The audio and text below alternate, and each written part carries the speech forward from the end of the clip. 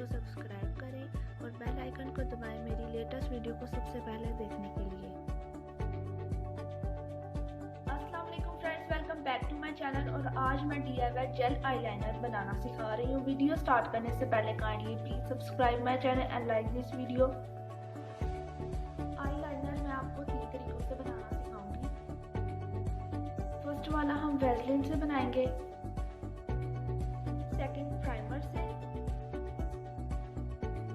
और थर्ड वाला मैं अपने DIY प्राइमर से बनाऊंगी। आपने जिस कलर का आईलाइनर बनाना है आप अपनी मर्जी के अकॉर्डिंग तो आई शेडो ले सकते हैं। मैं ब्लू कलर और ब्लैक कलर का आईलाइनर बना रही हूँ। वेज़लिन, प्राइमर और DIY प्राइमर।